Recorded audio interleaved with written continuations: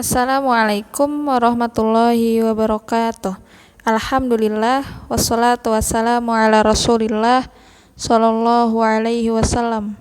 Kaifa halukum teman-teman kelas 2, baik 21 dan 22, mudah-mudahan teman-teman senantiasa dalam keadaan sehat dan segala urusan teman-teman dimudahkan oleh Allah Ta'ala. Alhamdulillah hari ini, hari Senin, teman-teman dapat bertemu kembali dengan Ibu untuk mengikuti pembelajaran di sentra akidah hari ini. Dan mudah-mudahan hari ini teman-teman siap untuk mengikuti pembelajaran hari ini. Dan pastikan sebelum mengikuti pembelajarannya, teman-teman bisa menyiapkan materi ajarnya dan alat tulisnya, mencuci tangan terlebih dahulu, dan pastikan juga berdoa sebelum belajar. Sebelum ke materi, seperti biasa, Ibu akan membacakan terlebih dahulu keterkaitan materi dengan tema. Iman adalah perkataan dengan lisan, keyakinan dalam hati, dan amalan dengan anggota badan. Tidak akan bermanfaat jika hanya dibuktikan dengan ucapan saja, sedangkan tidak dibarengi dengan amalan. Karena ketiga hal ini saling berkaitan, teman-teman. Hati yang baik akan mencerminkan ucapan dan perbuatan yang baik. Maka yang pertama kali harus kita perbaiki adalah hati kita. Rasulullah Shallallahu Alaihi Wasallam bersabda, ingatlah di dalam jasad itu ada segumpal daging. Jika di dalamnya baik, maka seluruh jasadnya akan ikut baik juga. Jika di dalamnya rusak, maka seluruh jasad akan ikut rusak.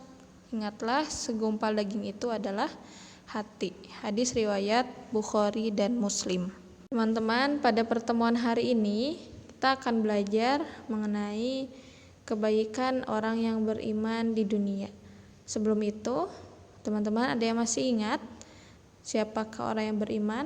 Seperti biasa kita murojaah kembali.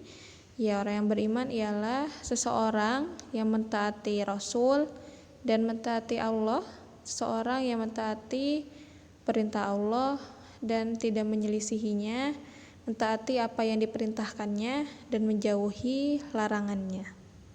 Teman-teman, kita langsung saja masuk ke kebaikan orang yang beriman. Yang pertama, iman adalah tanda Allah cinta kepada hambanya.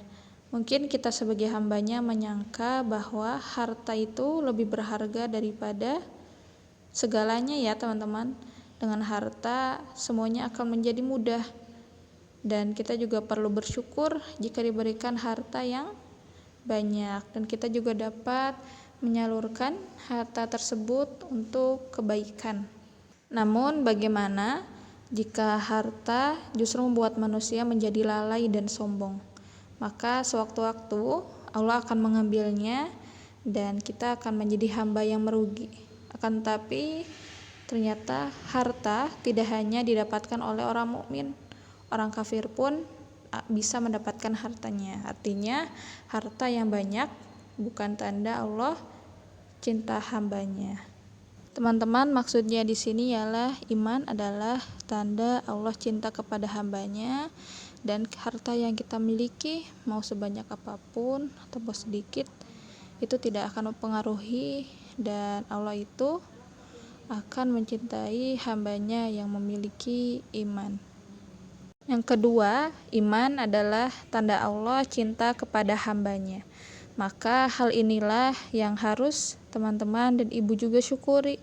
Karena keimanan sangatlah berharga, karena iman hanya diberikan kepada orang yang beriman saja teman-teman. Iman hanya diberikan kepada hamba yang Allah pilih. Dan iman hanya khusus diberikan kepada hamba yang Allah cintai juga.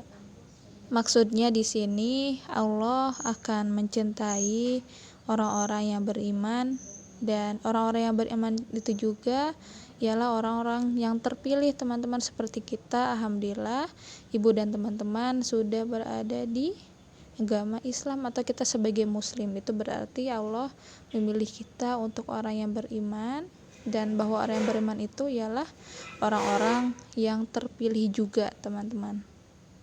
Ibnu Mas'ud radhiyallahu anhu berkata, sesungguhnya Allah akan memberi dunia kepada orang yang Allah cintai teman-teman.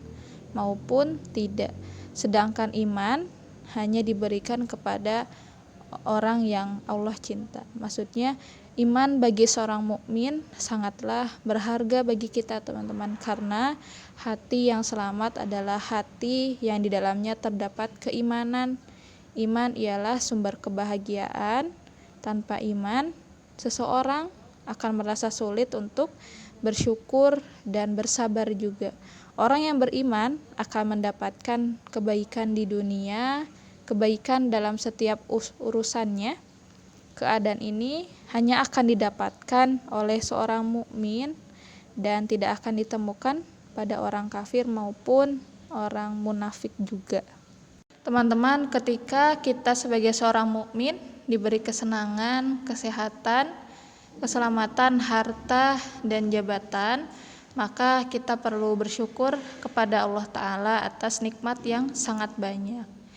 Dan kita juga akan dicatat sebagai orang yang bersyukur, dan ini merupakan kebaikan kita. Kita sebagai orang mukmin mendapatkan musibah, maka kita perlu bersabar. Ini merupakan kebaikan juga. Jalan kebaikan selalu terbuka bagi orang mukmin.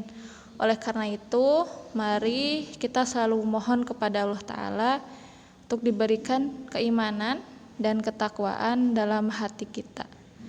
Mudah-mudahan Allah selalu istiqomahkan kita berada di jalan yang benar. Amin.